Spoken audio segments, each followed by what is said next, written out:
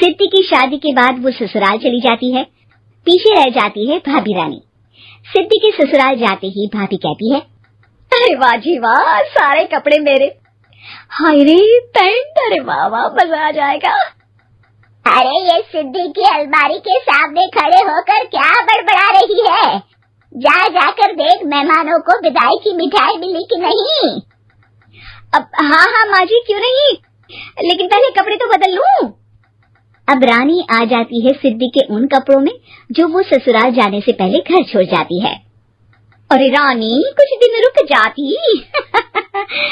अरे ये तो सिद्धि बिटिया को मैंने ही दिया था, बड़ा ही फबता था उस पर, तुझ पर तो कुछ खास नहीं लग रहा। अब वो ना मेरे सारे कपड़े गीले थे तो सोचा पहन लूं।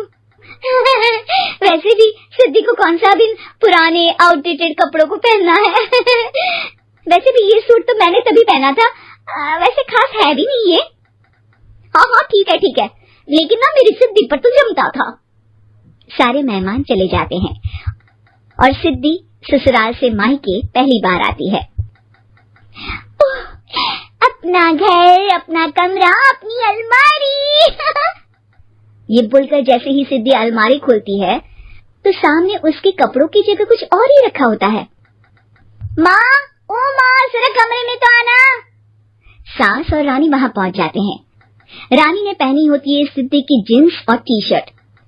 अरे भाभी, ये क्या? ये तो मेरी बड़ी ही महंगी टी शर्ट है, इसे आपने घर में क्यों पहनी है? अरे बहुत मिलती है दीदी ये चौक की मार्केट में, 150 में। ओ भाभी प्लीज, ये एरोपोस्टल है, 2000 की एक टी शर्ट। ओह, 2000 में तो दीदी 4 साड़ी आ जाए। अब क्या बोलूं? भाभी, ये मेरी अलमारी में छोटू के कपड़े, तो मेरे कपड़े कहाँ हैं? मेरी अलमारी में? अब दीदी आपको कौन से पुराने कपड़े पहनने थे? माना भाभी, लेकिन मैं जब घर आती तो यही सब पहनती ना। अरे तुम तो बड़ी कंजूस हो दीदी।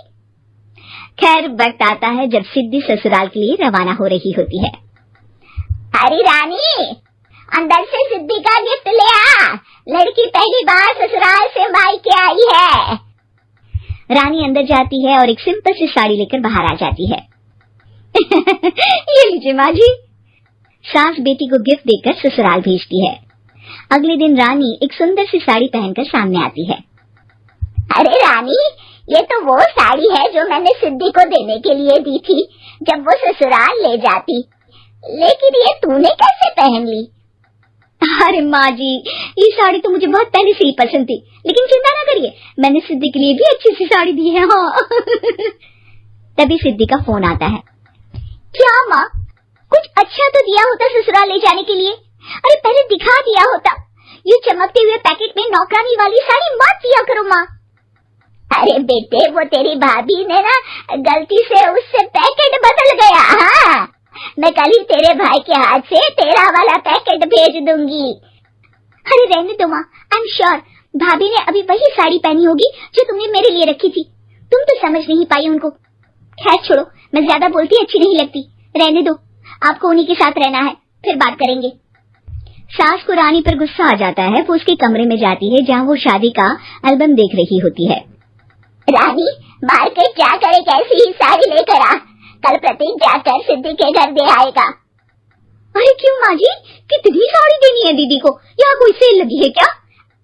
अरे चुप कर, मेरे बेटी के हिस्से की साड़ी खुद पहन ली, अब ज्यादा ज्ञान बांट रही है।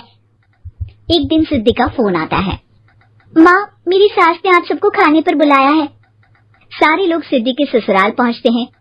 खाना खाकर वो लोग निकल रहे होते हैं कि सिद्धि की सास सभी को गिफ्ट देती है। अरे बहन जी, बेटी के घर का खाना खा लिया, यही बहुत है जो आप ऊपर से गिफ्ट भी दे रही है। अरे बहन जी, आप भी कहाँ इन बातों पर विश्वास कर रही हैं। सास सभी को गिफ्ट देती है, लेकिन रानी को जो साड़ी देती है वो अजीब सी हरे रंग की, लाल रंग की बड़ी छाप वाली होती है। अरे छी, ये कौन पहनेगा? सासू माँ को तो जरी वाली इतनी सुंदर, और मेरे लिए ये नौकरानी वाली। अरे भाभी, दरअसल मैं जब भी घर आती थी आप वापसी में ऐसी ही साड़ी देती थी ना, तो माँ ने सोचा कि आपको आपकी पसंद की ही साड़ी क्यों ना दी जाए। बेचारी रानी, बोलती भी तो क्या। सिद्धि और सास रानी का चेहरा देखकर हंसने लगती है तो रानी समझ जाती है कि अपने ही बिछाए जाल में वो फंस चुकी है।